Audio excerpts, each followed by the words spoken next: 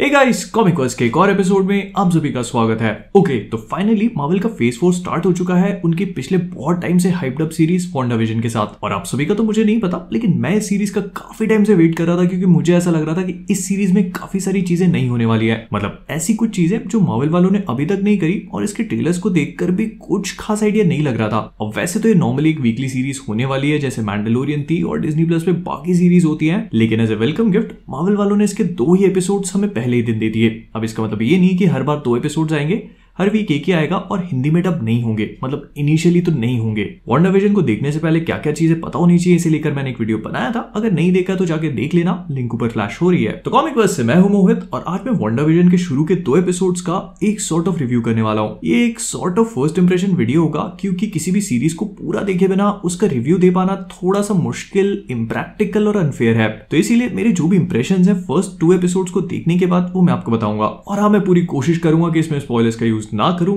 लेकिन फिर भी कोई गारंटी नहीं है। होपफुली स्पॉयलर्स नहीं होंगे, लेकिन मैं फिर भी यही एडवाइस दूंगा कि आप लोग पहले 2 एपिसोड्स को देखने के बाद इस वीडियो को देखें तो ज्यादा बेटर होगा। और इन दोनों एपिसोड्स के डिटेल ब्रेकडाउन पे भी मैं काम कर रहा हूं, तो वो वीडियो शायद आज रात तक या कल सुबह तक ड्रॉप होगा। तो बिना जादू मंतर किए चलिए शुरू करते हैं।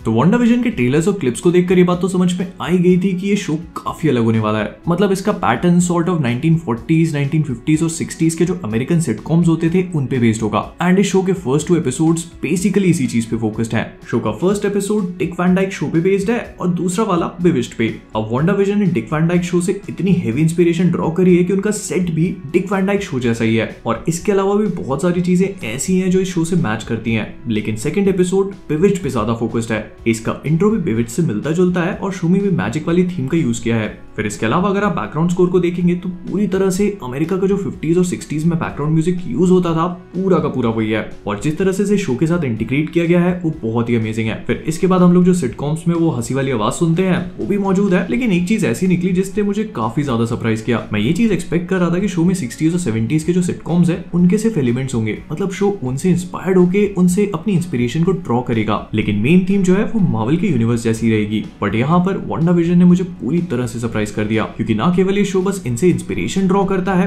पूरे के पूरे एपिसोड्स ही ऐसे लगेंगे आपको जैसे सिटकॉम वाले हो। जैसे एपिसोड 1 पूरी तरह से वांडाविजन की प्रॉब्लम्स पे फोकस तो डालता है, लेकिन यहाँ पर एक कैच है, ये प्रॉब्लम्स एमसीयू से रिलेटेड नहीं है बल्कि उनकी जो ये वाली नई लाइफ है उससे रिलेटेड है। मतलब इन्हें किसी भी बड़े सुपर विलन से फाइट नहीं करना, बस विजन का जो बॉस है उसे घर पे बुलाया है और डिनर करके इंप्रेस करना, ये इन दोनों की प्रॉब्लम है। लेकिन इसका मतलब ये नहीं है कि शो पूरी तरह से अपने सुपर हीरो वाले एलिमेंट को डिस्कार्ड कर देता है, नहीं। विजन और वांडा दोनों के ही पास अपनी पावर्स हैं। अब अगर आप लोग ये सोच रहे हैं कि इन दोनों ही एपिसोड्स में आपको कोई जवाब मिल जाए कि माइंड स्टोन वापस कैसे आया या विजन वापस कैसे आया, तो ऐसा बिल्कुल भी नहीं होगा।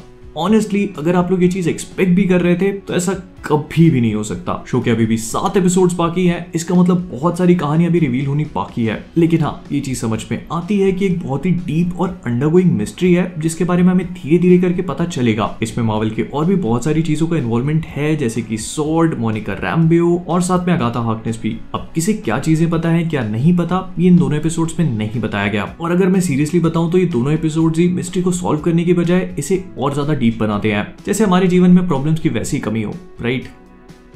गाड़ी सर्विसिंग पे देनी थी आज।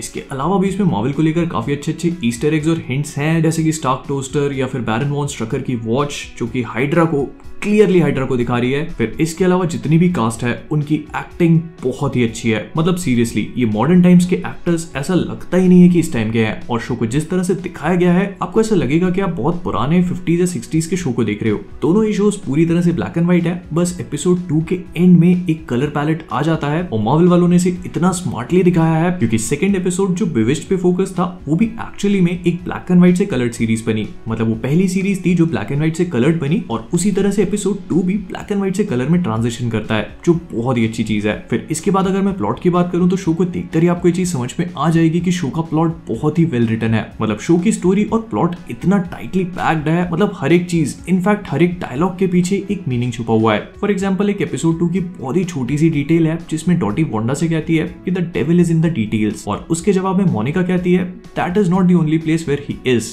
एंड अगर आप लोग मुझे शुरू से फॉलो कर रहे हो तो आपको पता होगा कि मैं कितना ज्यादा इस चीज पे एम्फेसाइज कर रहा हूँ कि इस शो में डेविल मतलब मेफिस्टो का कोई ना कोई रोल होगा, और मेरा यकीन मानो ये डेफिनेटली एक हिंट है। इसके बाद थॉर के हैमर को लेकर डायलॉग्स हैं और कई सारे कैरेक्टर्स स्ट्रेट आउट ये हिंट करते हैं कि उन्हें पता भी नहीं है कि वो वहां पे क्या कर रहे हैं। मोनिका रैम्बो एक सीन में खुद ही बोलती है कि I don't even know what I am doing here. तो क्लियरली ये सारी चीजें बताती हैं कि शो कितना वेल रिटन है, क्योंकि ये चीज भी क्लियरली नहीं दिखाई है कि वांडा और विजन के साथ हो क्या रहा है। वो दोनों अपनी पावर्स को लेकर अवेयर है, मतलब वो जानते हैं कि वो दोनों कौन है, और ऐसा लगता है कि दुनिया से बचने के लिए, दुनिया से छुपने के लिए वो लोग वेस्टव्यू नाम की सिटी में आए हैं। लेकिन ऐसा मान लो कि उन्हें अपने पास्ट के बारे में कुछ याद ही ना हो। जैसे उन दोनों को ये तो बहुत अच्छे से पता है कि वो दोनों है कौन और उनकी पावर्स क्या है, लेकिन जब भी कोई उनसे उनकी शादी या बच्चों के बारे में पूछता है तो उन्हें कुछ भी नहीं पता होता। इनफैक्ट विजन ने कैलेंडर पे एक डेट मार्क क्यों करी है वो तक उसे याद नहीं है, और बिना किसी प्रूफ के वो दोनों ये चीज एक्सेप्ट कर लेते हैं कि वो डेट उनकी एनिवर्सरी है। फिर इसके अलावा मार्वल की टाइमलाइन में वांडा विजन कहां पर प्लेस हो रहा है ये भी नहीं दिखाया, मतलब एंड गेम को खत्म हुए कितना टाइम निकला है और अभी ये लोग किस टाइमलाइन में है, ये चीज क्लियर नहीं करी गई है। और सिंस हम क्लियर ना करने के ऊपर हैं तो मैं पहले ही बता देता हूँ कि शो कुछ भी क्लियर नहीं करेगा। 2 ही एपिसोड्स हुए हैं और वो भी आधे घंटे के, तो डेफिनेटली आंसर्स तो नहीं मिलने वाले, लेकिन हाँ सवाल बहुत सारे मिलेंगे। तो विद दैट बीइंग सेड हम लोग इस वीडियो को यहीं पर रैप अप करेंगे। अगर आपको ये वीडियो पसंद आया हो तो प्लीज इसे लाइक और शेयर करना मत भूलिएगा। मुझे पता है कि थोड़ा सा छोटा वीडियो था, लेकिन मैंने बताया कि ये एक initial sort of first impression video है। इसके लिए मैंने कोई बहुत ज्यादा स्क्रिप्ट नहीं बनाई है, कोई बहुत ज्यादा प्रिपरेशन भी नहीं करी है। इस वीडियो का मेन पर्पस बस आप लोगों को वांडा विजन के बारे में अवेयर कराने का था कि शो में क्या हो सकता है क्या नहीं हो सकता। मैंने जानबूझ के बहुत सारी चीजें स्पॉइल नहीं करी है। मैं चाहता हूँ कि आप लोग खुद इस शो को इसे एंजॉय करें। अब मैं ये भी जानता हूं कि ऐसे बहुत सारे लोग हैं जिन्हें 40s, 50 और 60s के सिटकॉम वाला कंसेप्ट या तो समझ नहीं आएगा या पसंद नहीं आएगा, लेकिन इसके पीछे एक बहुत ही डीप सीटेड मिस्ट्री है जो आपको देखना बहुत इंपॉर्टेंट होगा। क्योंकि सिंपल सा रीजन है कि आपने आज तक एमसीयू की कोई भी मूवी मिस करी है नहीं ना, कैप्टन मार्वल तक देखी है ना, तो इसीलिए इसे भी देखना बहुत इंपॉर्टेंट है। ये शो बहुत अच्छा होगा, ट्रस्ट मी काफी अच्छा होगा। तो इसीलिए अगर एग्जाम नहीं चल रहे हैं तो प्लीज इस शो को एक चांस दीजिए, काफी अच्छा है। और नहीं, हिंदी में डब नहीं होगा, अभी तो नहीं होगा, कुछ टाइम बाद हो सकता है कि हो जाए। तो इसी के साथ अगर नीचे वाला बटन अभी भी रेड दिख रहा है सब्सक्राइब वाला, तो प्लीज उसे टच करके तुरंत ही ग्रे बना दो। फिर मुझे फेसबुक, इंस्टाग्राम, ट्विटर, डिस्कॉर्ड सब पे फॉलो कर लो। और वांडा विजन के एक प्रॉपर ब्रेकडाउन को लेकर वीडियो आएगा बहुत ही जल्दी, तो अगर नोटिफिकेशन बेल ऑन नहीं करी है तो उसे भी टच करो और नोटिफिकेशंस को ऑन कर दो। एंड इन सब चीजों के बाद मुझे कमेंट्स में ये चीज बताना मत भूलना कि आपको फर्स्ट और सेकंड एपिसोड कैसे लगे, आपको क्या लगता है कि आगे क्या होगा, और ऐसे कौन कौन से सवाल हैं जो आपको परेशान कर रहे हैं। मुझे तो बहुत सारे कर रहे हैं। तो जाने से पहले कॉमिक बस से मैं हूं मोहित, और आप सभी लोग stay safe, stay inside, and as always keep being awesome.